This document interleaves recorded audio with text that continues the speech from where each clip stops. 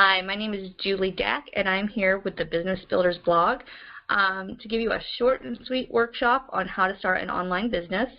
And when I say short and sweet, I mean it because honestly, I think some people overcomplicate this and make it harder than it should be. But there are some certain steps and certain things, if you put them into place, you really can start building a business and making money online. And then you can go and you can expand and you can explore other options to add in and to continue growing your business. But when it comes to getting started, there really are just some key things that you need to do and to focus on to be successful. So this is not only for people who are thinking about starting an online business, but for those who may have already tried to start one or do have one but haven't gotten the results they wanted. Maybe you will see some things in here that you haven't used and haven't tried that you can implement, and they will help you to get to where you wanted to go. So let's go ahead and get started. What we will cover in the next few minutes is what is your offer, like what are the products and services you're going to put out into the world, who you are and what you want to be known for. It might sound silly, but really it's a foundation that will help you with your branding as well as help you to explain what you do to other people in a way that you can be confident and feel proud of, as opposed to mumble through and be unclear to them. And if they don't understand what you do, then how are they going to refer other people to you? We're going to talk about your website.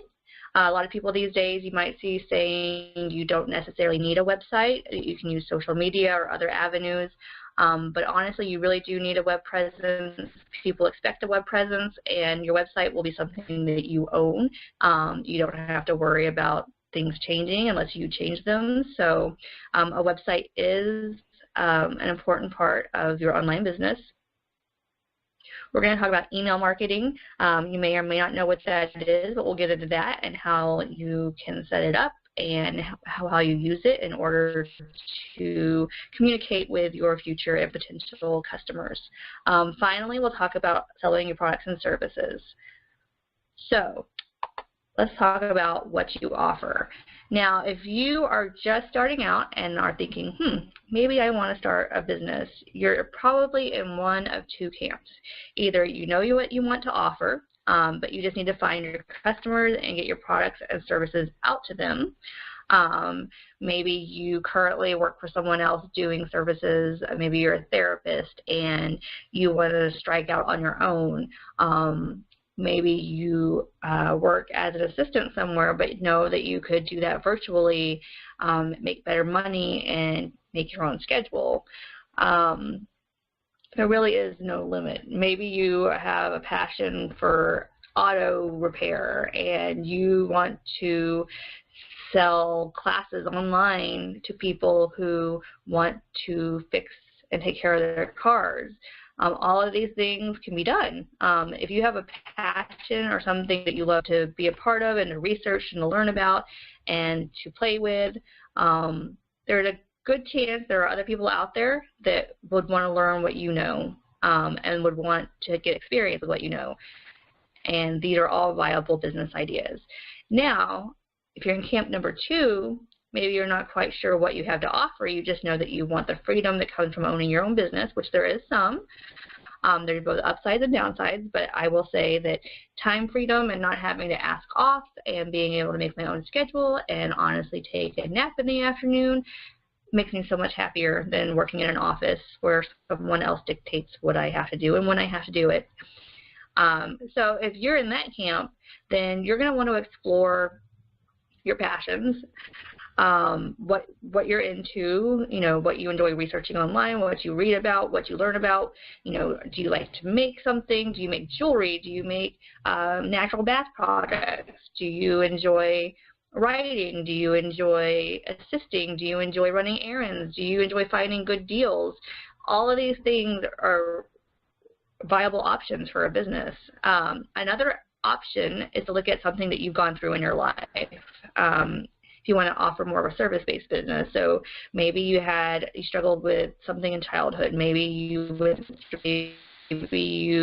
have had 3 kids, and you've been through the pregnancy thing, and you've had specific experiences that you could then use to support other moms, either new moms who don't know what to expect. There are all kinds of things. You just have to either look into your past and what you have experience with and something hard you overcame maybe, or something that you're passionate about and you enjoy doing. And you can really put together a business around one of these two things. So things to consider. You want to make sure that your products or services are something you want to spend a lot of time with. You will basically be eating, breathing, and living these subjects. Tell you a little story. When I first started out, I was offering an event service in North Carolina, and I found that I absolutely love the business parts, and I love learning about websites and branding and marketing and being inside of this business and figuring out how I could reach my customers and make it better and make it an amazing and magical experience. But there were definitely things I did not like about it as well. I wasn't honestly super confident in what I was offering, as far as they were princess parties for young girls, and basically I hired the talent and I got these amazing, beautiful costumes made for them, and they went to these parties as these princesses. Little girls loved it, but I wasn't really sure how I felt about feeding into that worship of, you're pretty, you have a pretty dress, you live in a castle, I want to be like you. When personally I think little girls should learn other things like balancing checkbooks and,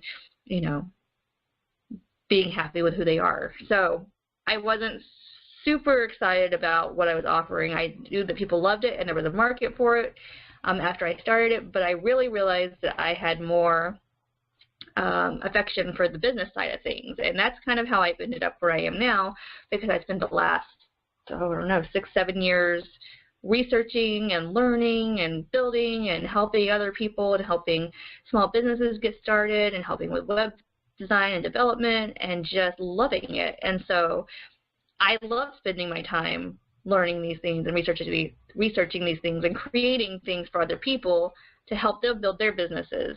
So the fact that I get up in the morning and I'm focusing on that for the majority of my day makes me happy. So you need to make sure whatever it is you're going to focus on is going to make you happy, that you're going to enjoy it, that you like those parts. For a lot of people, it's going to be hard to divide up the business portion and the what you enjoy doing portion, because you are going to have to do things to build your business that are outside of whatever your product service is. So if you're making jewelry, or you're offering therapy or teaching videos, there's going to be other things you have to do in the business that are business related that either you're going to have to hire out, so you can just focus on what you enjoy and love, which at some point is highly recommended. But when you're first starting out, you don't necessarily have that option.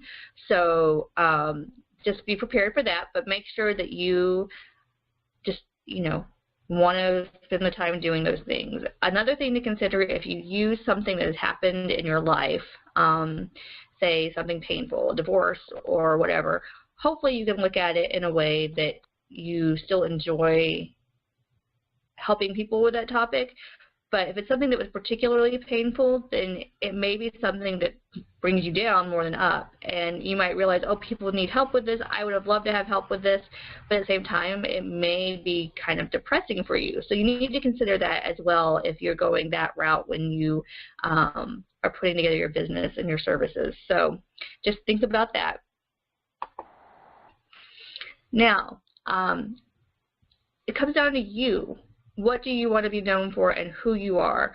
So when I say who are you, basically what would you put on your business card? What would your title be? You want it to be short and simple, so when somebody says, hey, what is it that you do? You can say, I am in my case, I would be an online business strategist. Who, what do I do? Who helps people build online businesses through marketing, branding, website development, and classes. Something along those lines. So here's an example of a not great answer. Who are you? Oh, I'm an online fitness coach who helps people get fit and lose weight, and by having tutorials and classes and sharing recipes and supporting them and just being there for them and giving them tips. Who are you? I am a fitness coach who helps moms lose the baby weight by offering boot camp classes online and nutrition plans.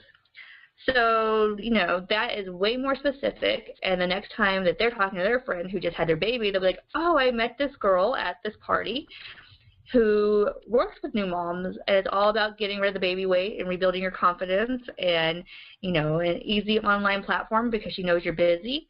So you can do it all on your own time, but you should really check her out. Here's her website. Here's her business card. Here's her name, that kind of thing. So you also want to make sure that you are comfortable with whatever the title is. So there were times, like I have been through all kinds of fun and crazy things in my life, and for a while I wasn't quite sure how to focus it all. But one of the things was going down the road of helping women who wanted to live outside of the normal 9-to-5 life and, you know, explore new options. Myself, I have moved twice in never being in those places before. I moved to North Carolina, and I lived there for 6 years, and then I moved to an island off the coast of Washington, where I currently live, and I've loved every minute of it, but trying to get people to think beyond, you know, just normal options and get outside of whatever society expects of you and doing what's actually going to make you happy. So I thought about like creating something around that, but then I realized I am not a woo-woo person. I'm not a cheerleading, supportive person. I am, but I'm more factual. I'm more, I can teach you how to do this. I can do this for you, but not a rah-rah person, if that makes sense. And that's why I didn't want to be known as a life coach or a woman's life coach or a woman empowerment coach. Like, those titles did not feel right for me. Those felt silly to me. And they're not silly, but for me, they just did not fit. And so you really want to be proud of whatever it is that you are, because you're going to be telling people about it. And if you can't tell people, I do this, I am this, this is what I'm about, then if you can't tell people, then they can't tell people. And if they can't tell people, then nobody can refer you, nobody can recommend you, and you can't even really recommend yourself. So evaluate these questions and really get a solid idea. Take a couple of days even and get a solid idea. So that way when you start moving forward, everything else will kind of fall into place around this. Now for your website, highly recommend WordPress.org. You may or may not be familiar with it. You've probably heard of WordPress, and really all you need to know is it's a free website platform. Many of the websites you look at on a daily basis, big organizations, small organizations, are built on WordPress. You just would never actually know it or realize it, because it's not just a diary or an online blog or anything like that. It's actual professional websites. And as I mentioned, it's a free platform. However, you will need to purchase a domain, basically your address, your www. And hosting, where all your files will live. And what this means is that you actually own everything.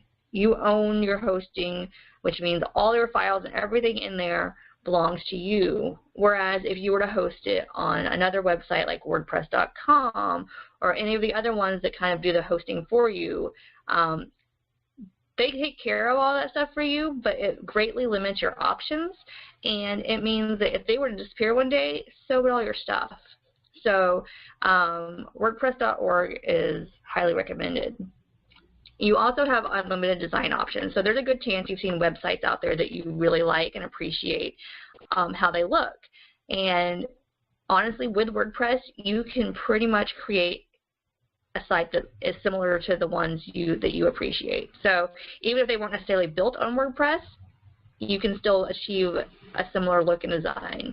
As I mentioned before, you'll own your own content, and it allows for content creation. So You know, blog gets a weird reputation because some people still look at it as like, oh, that's what people do when they share their hopes and dreams online and with strangers. That's not what blogging is about anymore. Blogging is sharing content, sharing valuable content with your readers, connecting with your readers, being seen as an authority figure.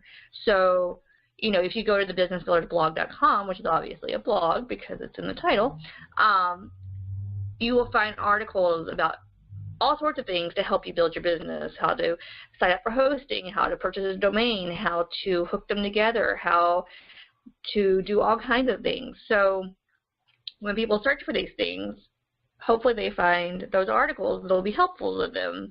And when they find those, they'll also find the website and anything else that's being offered there. So content creation is really important, and WordPress.org did allow for that.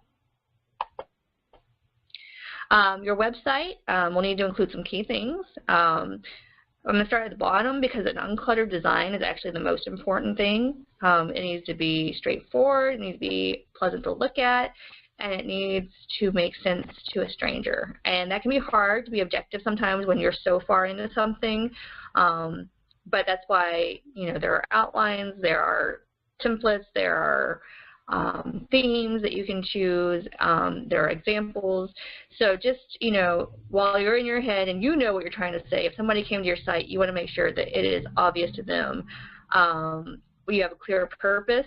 They know exactly what your website is about, what you do, what you're offering.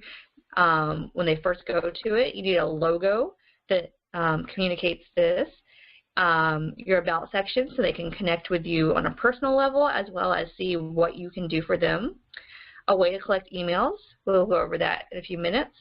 A way to contact you, a call to action, whatever it is you want people to do at your website, whether it's sign up for your email list, purchase from you, sign up for a service, sign up for a free call, go to a class, whatever it is, it needs to be obvious. And then, of course, the blog, the content creation, which is optional but highly recommended. So email marketing, you may or may not be familiar with it, but it's all about contacting and connecting with your people. And so email marketing uses email service providers. You may or may not have heard of MailChimp or ActiveCampaign or Aweber, or there's lots of other ones out there. And basically, these just allow you to collect email addresses in one place. And then when you send out an email, you can choose the list you want to send these emails out to. So, for example, after you signed up, maybe for our free resources, you got an email from me saying, hey, thanks for signing up. Here's the login information to log into that library. It has some more information in it. And that was sent with an email client. So these services will allow you to automate an email sequence. So I didn't just send that email to you. I had it typed up ready for you. So when you signed up for that, it automatically sent it to you. There are both free and paid options for this. MailChimp is a great way to start for free. It does not have some of the options that some of the paid programs have, but it's a great way to start out. And then when you're ready, you can move to a different platform and a different provider when you start to grow a little bit more.